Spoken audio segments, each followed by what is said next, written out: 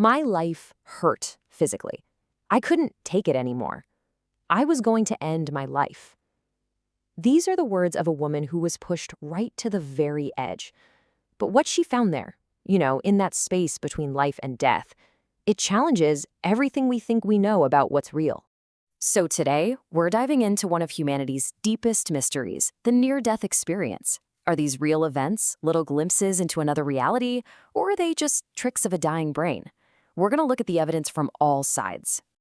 To really get what a near-death experience is, we can't just look at data and charts. We have to start with a human story, a story just like Erica's. Just try to imagine this.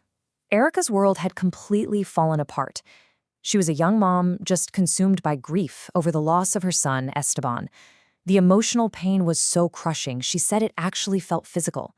And on top of all that, she'd been fighting epilepsy her entire life. It was just too much. And one day, she decided she couldn't suffer anymore. But right there, in that moment of total despair, something shifted. After she fell unconscious, she came to in this weird state of semi-consciousness.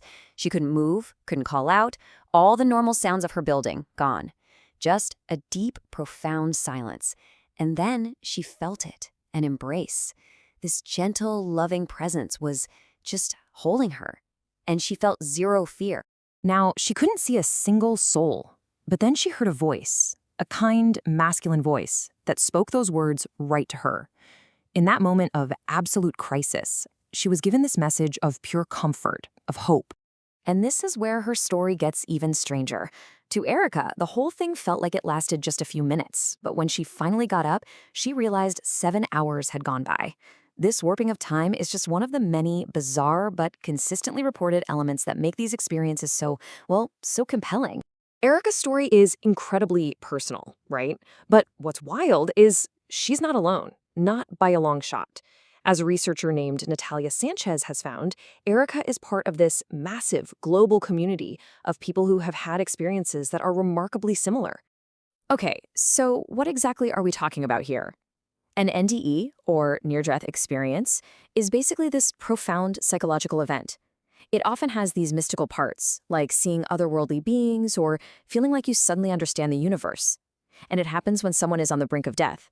It could be a car crash, cardiac arrest, or, like in Erica's case, from just extreme emotional and physical trauma. And listen, the sheer scale of this it's mind-boggling. This is not some rare thing. About 4% of the entire world's population says they've had an NDE. That's hundreds of millions of people. And it happens everywhere, across all cultures, all religions, all ages. For people who survive cardiac arrest, that number is even higher. It really suggests this might just be a fundamental part of being human. But here's the kicker. These experiences aren't just random dreams. They follow these clear, consistent patterns. The vast majority of people, just like Erica, report this overwhelming feeling of peace. An incredible 80% say they felt like they left their physical body, and 71% describe entering some other world or dimension. It's this consistency across millions of stories that makes this whole phenomenon so hard to just brush off. Okay, so this all leads to the big question, the one everyone always asks. Is any of this real, or is it all just a hallucination cooked up by a brain in crisis? Look, the conventional scientific explanations are pretty straightforward. Psychologically, maybe it's just wish fulfillment. Physiologically, it could be caused by a lack of oxygen to the brain, basically a really vivid, complex dream.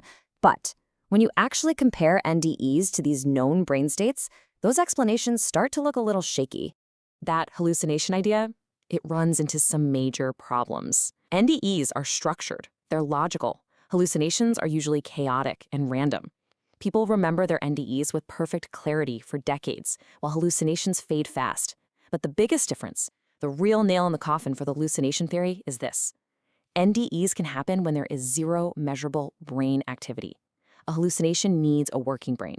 That single fact is the biggest hurdle for any purely physical explanation. All right, so if the moment itself is tough to pin down scientifically, what about what comes after? Maybe the most compelling proof that these experiences are real isn't what happens during the event, but what happens to the people who live through it. And Erica, she just nails it with this. The consequences are real. She didn't just wake up and go back to her old life. This experience changed her from the ground up. After her experience, Erica found her will to live again. She started eating, started rebuilding. But the biggest transformation, the part that kind of defies all medical explanation, that was still to come. Get this, after a lifetime of suffering from epilepsy, it just stopped. Gone.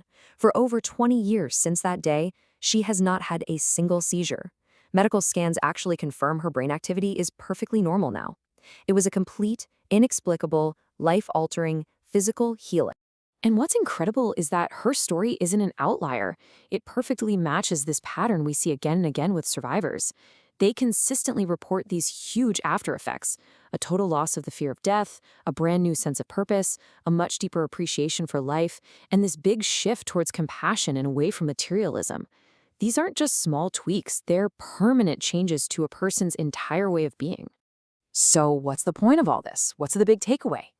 The researcher, Natalia Sanchez, she has this really beautiful and powerful metaphor that helps it all make sense. She calls it the cosmological compass. The idea is that an NDE is like an inner guidance system kicking in. It gives a person this chance to stop and really look at their life. For some people, it just confirms they're on the right track. But for others, like Erica, it completely reorients them. It points them in a totally new direction, one built on purpose, love, and a feeling of being connected to something much bigger than themselves. In the end, it almost doesn't matter if these are spiritual events or just some complex brain function we don't understand yet. Their power to transform people is undeniable. They make us question everything we know about consciousness and reality itself. And they leave us with a pretty profound question to ask ourselves: what direction is your compass pointing?